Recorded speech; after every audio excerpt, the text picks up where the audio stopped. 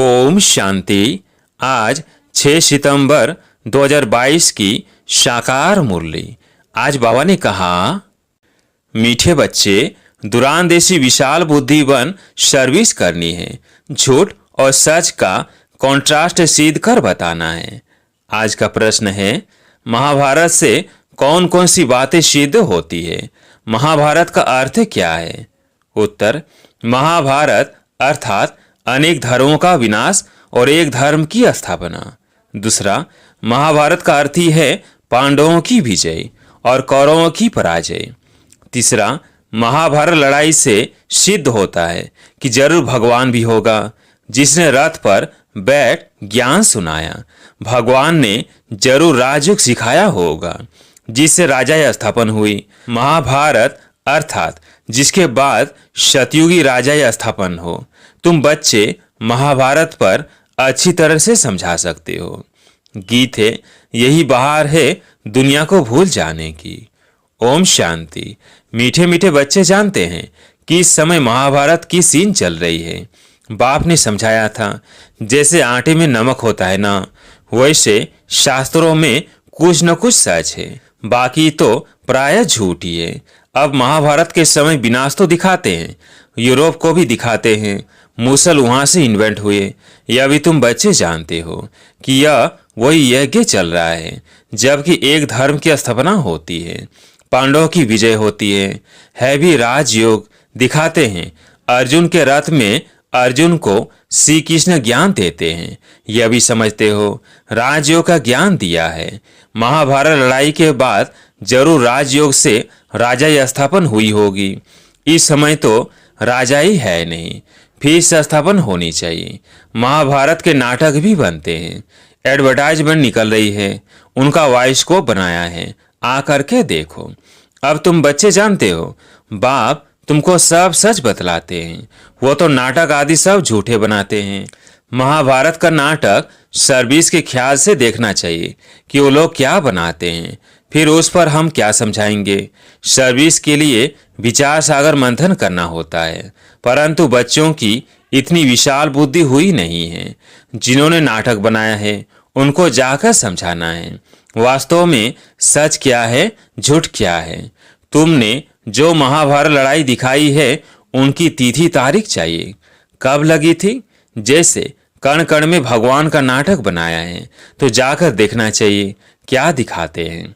बच्चों की बड़ी दूरांदेशी विशाल बुद्धि होनी चाहिए। वास्तव में सच क्या है, उसके पर्चे छपवाने चाहिए। सच तो वही है जो प्रैक्टिकल चल रहा है। नाटक सब झूठे कैसे हैं, सो आकर समझो। ये समझने से भी तुम सचखंड के मालिक बन सकते हो, ईश्वर से वर्षा ले सकते हो। ऐसे ऐसे सर्विस के ख्यालात आने चाहिए। सर्वोदया वालों से भी कोई कोई मिलते हैं, परंतु उसमें भी बड़ी विशाल बुद्धि चाहिए। उनको समझाना चाहिए, सर्व माना सारी सृष्टि पर दया करना। सो तो विलिसफुल एक ही बाप है, वही सर पर दया करते हैं। आज से 5000 वर्ष पहले भारत स्वर्ग था, सर्व सुख थे। अभी कलयुग के अंत में इतने दुख है, भ्रष्टाचार है। सारी दुनिया पर तो दया एक बेहद का बाप ही करते हैं। जरूर मैं जानता हूँ, तब तो बतलाता हूँ। सर्वोदया इसमें सारी दुनिया की बात है। अब भगवान कैसे सर पर दया करते हैं, सो आकर समझो। अब कलयुग का अंत है, महाभारत लड़ाई भी है।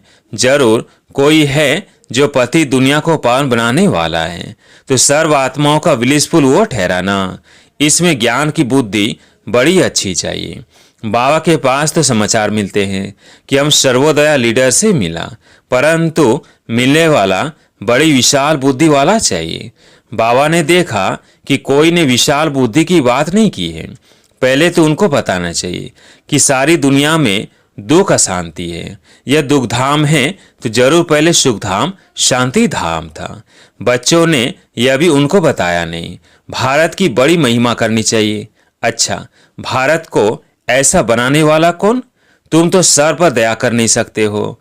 वह तो एक ही ईश्वर है, जिसको तुम भूले हुए हो। वो खुद अपना कार्य कर रहे हैं।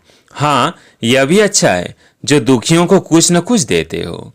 उनसे मिलना भी चाहिए एकांत में। महाभारत का जो नाटक बनाया है उस पर सच और झूठ का कॉन्ट्रास्ट लिख पर्चे बनवाने चाहिए। भारत कैसे कौड़ी से हीरे जैसा बनता है सो आकर समझो। जब महाभारत लड़ाई हुई तब बाप भी था जिससे वर्षा मिलता है। श्री कृष्ण को तो कोई बाप कह न सके।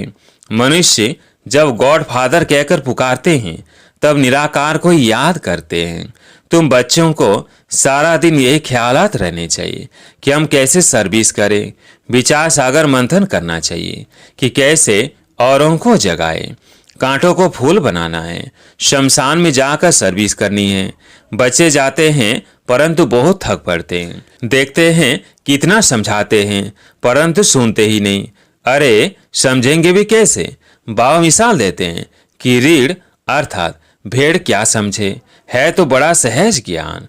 ऊंच तुझ है भगवान फिर देवताएं, यह वर्णों का राज भी बहुत सहज है। ब्राह्मण चोटी है सबसे ऊंच। तुम देवता बनते हो तो इतनी महिमा नहीं होती है। इस समय तुम्हारी महिमा बहुत है।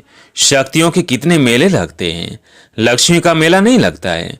उनका सिर्फ दीपमाला के दिन आह्वान करते हैं। मेला सदा जगत अम्बा का लगता है। तुम जानते हो जगत अम्बा कौन है, लक्ष्मी कौन है, लक्ष्मी की पूजा क्यों होती है? अभी सब कहाँ है? लक्ष्मी तो सतयुग में थी, अभी उनकी आत्मा कहाँ है? तुम जानते हो लक्ष्मी 84 जन्म भोग अभी वह संगम पर जगत अम्बा बनी है। एडाप्ट कर फिर उनका नाम बदला जाता है। बहुत बच्चे कहते हैं हमको बाबा ने एडाप्ट किया है, हमारा नाम क्यों नहीं बदला जाता है? बाबा कहते हैं क्या करूं, नाम तो बदलूं, परंतु नाम को बट्टा लगा देते हैं अर्थात बदनाम कर देते हैं। नाम भी बहुत फर्स्ट क्लास मिले थे। तुम प्रजापिता ब्रह्मा कुमार कुमारियां कहलाते हो ना। भल शरीर निर्वाह अर्थ धंधे आदि में वो नाम चलाना पड़ता है। तुम तो कहेंगे हमारा तो अब यह नाम है, फिर भी एड्रेस घर की देनी होती है। बुद्धि में है हम ब्रह्मा कुमार कुमारी हैं, यहाँ बैठे हैं। साथ में शिव बाबा ब्रह्मा बाबा है। वहाँ बाहर मित्र संबंधियों को देखते हो तो नाम याद आ जाता है। वो नाम भी लिखना पड़ता है, नहीं तो समझ भी ना आ सके। तो गृहस्थ व्यवहार में जाने से फिर भूल जाते हैं। उसमें रहते अपने को शिव बंसी निश्चय कर उस याद में रहना पड़े। मेहनत है, इसलिए बाबा लिखते हैं कि चार्ट रखो। लौकिक संबंधी होते हुए भी पारलौकिक को याद करते रहें, इसमें मेहनत है। यह नई बात है ना। अब महाभारत नाटक में रथ भी तो दिखाएंगे, संस्कृत श्लोक भी जरूर बोलेंगे। देखना चाहिए कि क्या क्या बतलाते हैं, फिर उस पर ही लिखना चाहिए। सर्विस का ख्याल रहना चाहिए, परिचय देना है। ये बातें जानने से तुमको सच्चा महाभारत लड़ाई का ज्ञान मिल जाएगा। बाबा कुछ भी सुनते हैं तो ख्याल चलता है ना। तुम तो जानते हो ये छोटे छोटे मठ पंथ पिछाड़ी में निकलते हैं। झाड़ की आयु पूरी होने से सारा झाड़ ही सूख जाता है। ये सब जो भी धर्म वाले हैं वो कोई सतयुग में आने वाले नहीं हैं। बाकी जो कन्वर्ट हो गए हैं वो कहाँ न कहाँ से निकलते हैं। जितना जो जिसकी तकदीर में होगा वो लेंगे। कुछ समझकर फिर औरों को भी समझाना है। प्रजा नहीं बनाई, बहुतों का कल्याण नहीं किया तो वर्षा क्या मिलेगा? कोई की शकल से ही पता पड़ जाता है कि इनको ज्ञान अच्छा लगता है। बात दिल से लगेगी तो कान ऐसे हिलता रहेगा, नहीं तो इधर उधर देखते रहेंगे। बाबा जांच भी करते हैं कि यह नालायक है वह लायक है, यह तो बेहद का बाप है ना। यह दादा भी समझते हैं ना, यह कोई भुट्टो अर्थात बुद्धू तो नहीं। बाबा कब कह भी देते हैं अच्छा इनको भुट्टू समझो, तुम्हें शिव बाबा ही सुनाते हैं। मूली चलाते हैं तो कई ऐसे समझ लेते हैं कि यह थोड़ी कुछ जानते हैं, यह तो हमारे मुआफी की है। अपना अहंकार आ जाता है, समझते हैं हम तो सेवा करते हैं, हम उनसे भी तीखे ठहरे, ऐसे कहते हैं। दुरानदेशी नहीं है। बाबा की तो यह युक्ति है कि बच्चे शिव बाबा को याद करें। याद करने से ही विकर्म विनाश होंगे। इसमें देह अभिमान की तो बात ही नहीं। समझो शिव बाबा ने समाचार सुना, वही तुमको डायरेक्शन देते हैं। ऐसे ऐसे सर्विस करो, विचार सागर मंथन करो। सन्यासी आदि आगे चल बहुत निकलेंगे जो समझेंगे कि इन्हों को पढ़ाने वाला बेशक परमपिता परमात्मा है, श्री कृष्ण तो हो नहीं सकता। तुम सिद्ध कर देंगे, समझ सकते हैं राइट क्या है और रॉन्ग क्या है। रॉन्ग में कौन ले जाते हैं, राइट में कौन ले जाते हैं, यह तुम अभी समझते हो। यह कोई को थोड़ी पता है कि रावण राज्य द्वापर से शुरू हुआ है, जो चला आ रहा है। रावण के चित्र पर भी समझाना है यह कब से शुरू हुआ है। डेट डालनी चाहिए कि रावण सबसे पुराना दुश्मन है। इन पर जीत पाने से तुम जगत जीत बन सकते हो। बाप सर्विस की अनेक प्रकार की युक्तियां बताते हैं, डायरेक्शन मिलते रहते हैं। ऐसे ऐसे पर्चों में लिखकर खूब बांटो और पॉइंट्स मिलती रहेगी तीर लगाने की। आजकल नाटक देखने तो बहुत जाते हैं। पतित बनना यह गंदगी है ना, सब पतित है। पावन बन फिर पतित बन पड़ते हैं। बाबा कहते हैं काला मुंह कर दिया। ऐसे तो बहुत होते हैं। बाबा तो समझ जाते हैं कि इनमें क्या ताकत है माया पर जीत पाने की। बाबा से पूछते हैं शादी करूं, बाबा तो समझ जाते हैं कि इनकी दिल है। बाबा कहेंगे मालिक हो, चाहे जहन्नुम में जाओ चाहे क्षीर सागर में जाओ, मंजिल बहुत बड़ी है। काम विकार कोई कम थोड़ी है, बहुत मुश्किल है। सन्यासी तो घरवार छोड़ जाते हैं। तुमको गृहस्थ व्यवहार में रहते बाप से योग लगाकर पूरा वर्षा लेना है। बहुत मेहनत करनी पड़े, प्राप्ति भी बहुत है। सन्यासी पवित्र बनते हैं तो बड़े बड़े प्रेसिडेंट आदि भी जाकर उनको माथा टेकते हैं। फर्क देखो पतित और पावन का। मेहनत से मनुष्य MP आदि बन जाते हैं। है सारा पुरुषार्थ पर मदार। कहते हैं ना पुरुषार्थ बड़ा या प्रारब्ध बड़ी, पुरुषार्थ ही बड़ा कहेंगे। पुरुषार्थ से ही प्रारब्ध बनती है ना। कोई भी समझते हैं प्रारब्ध में होगा तब तो पुरुषार्थ करेंगे, ड्रामा कराएगा, ऐसे समझकर बैठ जाते हैं। पहली मुख्य बात है ही बाप का परिचय देना। जास्ती बातों में टाइम वेस्ट नहीं करना है। एक पॉइंट को समझे तो लिखवाना है कि मैं बरोबर यह बात समझता हूँ। बाप को जानने सिवाय और कुछ समझेंगे नहीं। पहली बात ही यह पकड़नी है। नहीं मानते हो तो जाओ अपना रास्ता लो। तुम कहते हो ना निराकार बाप सभी का बाप है, तो लिखो भगवान एक है, बाकी सब उनकी रचना है। अब बताओ गीता का भगवान कौन? कहेंगे वो तो निराकार है। उसने गीता कैसे सुनाई होगी? फिर बताना है प्रजापिता ब्रह्मा से क्या संबंध है। प्रजापिता ब्रह्मा द्वारा तो मनुष्य सृष्टि रची जाती है। शूद्र से अडाप्ट कर ब्राह्मण बनाते हैं। यह लिखवा कर फिर एड्रेस लेना चाहिए। फिर 10 से 15 दिन बाद पत्र लिखना चाहिए। पहले तो बाप का परिचय दे खुशी में लाना चाहिए। लिखो ब्रोवर बेहद के बाप से वर्षा मिलता है।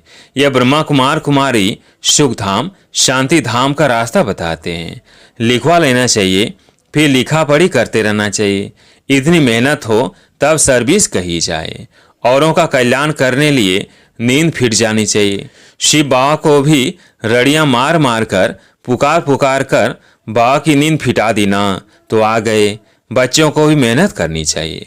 प्रदर्शनी व प्रोजेक्टर में भी पहले इस पॉइंट्स पर समझाना चाहिए। अच्छा, मीठे मीठे सिगिल्धे बच्चों प्रति माता पिता बाप दादा का याद प्यार और गुड मॉर्निंग। रूहानी बाप की रूहानी बच्चों को नमस्ते। हम रूहानी बच्चों की रूहानी बाप दादा को याद प्यार गुड मॉर्निंग नमस्ते नमस्ते। धारणा के लिए मुख्य सार। पहला पॉइंट, सर्विस के लिए विचार सागर मंथन करना है, थकना नहीं है। बहुतों के कल्याण की युक्तियां रचनी है। दूसरा पॉइंट, लौकिक के बीच में रहते भी पारलौकिक बाप को याद करना है। श्रेष्ठ पुरुषार्थ से अपनी प्रारब्ध ऊंच बनानी है।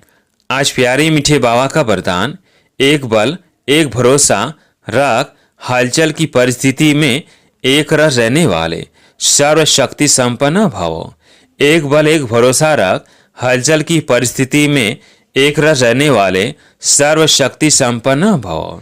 एक बल एक भरोसे में रहने वाली आत्मा सदा एक रस स्थिति में स्थित होगी। एक रस स्थिति अर्थात सदा अचल, हलचल नहीं। एक बाप द्वारा सर्व शक्तियां प्राप्त कर सर्वशक्ति संपन्न रहने वाली आत्मा कैसी भी हलचल की परिस्थिति में अचल रह सकती है। एक रस स्थिति का अर्थ ही है कि एक द्वारा सर्व संबंध, सर्व प्राप्तियों के रस का अनुभव करना। उसे और कोई भी संबंध अपनी ओर आकर्षित नहीं कर सकते। आज का स्लोगन, बेहद सेवा की श्रेष्ठ वृत्ति रखना ही विश्व कल्याणकारी बनना है। बेहद सेवा की श्रेष्ठ वृत्ति रखना ही विश्व कल्याणकारी बनना है। अच्छा, ओम शांति।